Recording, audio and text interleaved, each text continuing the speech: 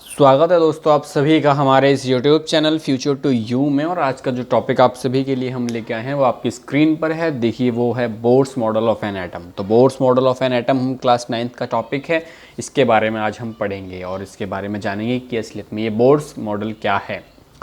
तो देखो bourse model of an atom ये वो मॉडल है जो रदरफोर्ड के मॉडल के बाद आया था। अब ये एक बात बताओ, जब रदरफोर्ड ने मॉडल दे दिया था एटम का तो बोर्स क्यों लेके आए? कारण ये था कि जो रदरफोर्ड ने एक मॉडल दिया, उस मॉडल में कुछ कमियां निकली थी। कि कमियां ये थी कि उन्होंने कहा था कि एक जो इलेक्ट्रॉन होता है वो एक वेल डिफाइंड ऑर्बिट में रिवॉल्व करता है। और ध्यान रहे कि कोई भी चीज़ जब वेल डिफाइंड ऑर्बिट में रिवॉल्व करती है तब वो एक्सेलरेट होगी। एक्सेलरेट होने की वजह से वो अपनी एनर्जी लूज़ करेगी, और एनर्जी लूज़ करेगी तो इस हिसाब से अगर इलेक्ट्रॉन अपनी एनर्जी लूज़ करेगा तो वो एक टाइम बाद न्यूक्लियस में जाके गिर पड़ेगा। तो इस हिसाब से जो इलेक्ट्रॉन होता है वो एक अनस्टेबल हो जाएगा। तो लेकिन ये जो कमी थी, इस कमी को ओवरकम करने के लिए बोर भाई साहब आए। बोर भाई साहब ने कहा कि हम इसके बारे में आपको अच्छी तरीके से बताएंगे कि क्या कारण है इसका। तो पहले बोर भाई साहब के बारे में हम जान लेते हैं कि बोर भाई साहब थे कौन। तो इनके बारे में ज़रा देखते हैं कि बोर असलियत में थे कौन। देखो बोर का जो पूरा नाम है वो नील बोर है, और इनका जन्म 1885 में हुआ था, मृत्यु 1962 में हुई थी।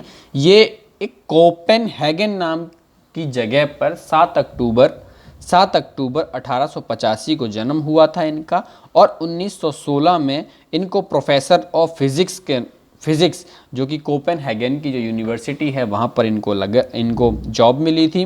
फिर 1922 में इन्होंने क्या किया कि इनको नोबेल प्राइज़ मिला था सिर्फ स्ट्रक्चर ऑफ एटम के बारे में, जो इन्होंने स्ट्रक्चर दिया था उसके वजह से इनको नोबेल प्राइज़ मिला था।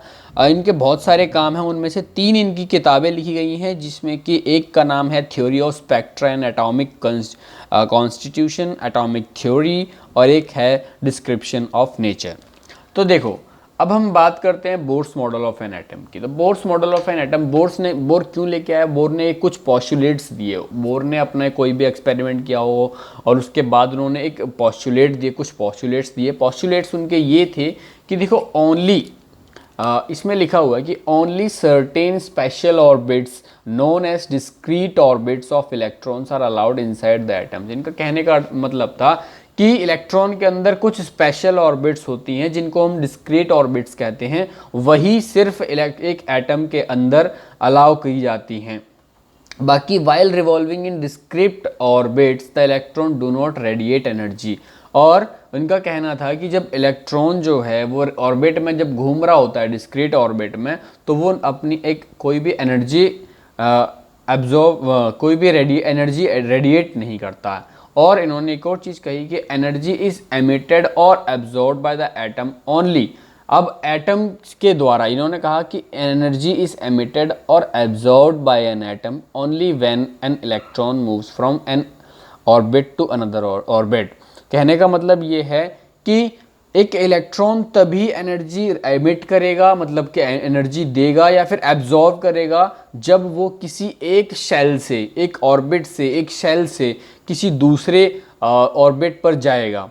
तो अब ये जो सेल्स हैं, दीज ऑर्बिट्स और shells are called as energy levels. इन्हीं को हम एनर्जी लेवल्स भी कहते हैं। जो ऑर्बिट्स हैं और शेल्स हैं इनको हम एनर्जी लेवल्स भी कहते हैं। और इन एनर्जी लेवल्स को हम KLMN से डिनोट करते हैं, या फिर नंबरिंग में हम 1 2 3 4 के नाम 1 2 3 4 से भी हम इसको करते हैं। फिर उसके बाद जो है कि देखो इसका ये जो दे रखा आपको ये डायग्राम है कि देखो n इज इक्वल टू 1, जो पहला ऑर्बिट है हमने उसको n इज इक्वल टू 1 लिया है, K शेल है, n is equal to 2 L shell है, n is equal to 3 M shell है, मतलब 3 शेल हैं। एक और शेल बना सकते थे हम N शेल। तो इस तरीके से होता है। ये देखो ये जो लाइन लिखी हुई है कि एनर्जी इज एमिटेड और absorbed by an atom only when an electron moves from an orbit to another orbit. ठीक है, तो देखो मान लो कि ये न्यूक्लियस है और ये K शेल है अपना, ये L शेल है, ये M शेल है।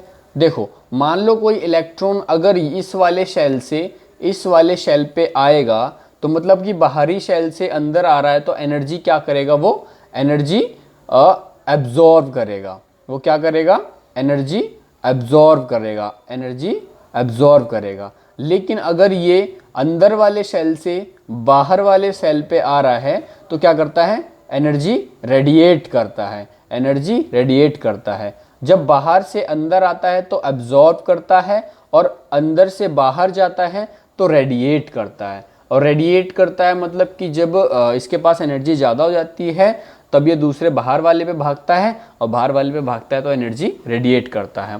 तो ये था हमारे bourse model of an atom.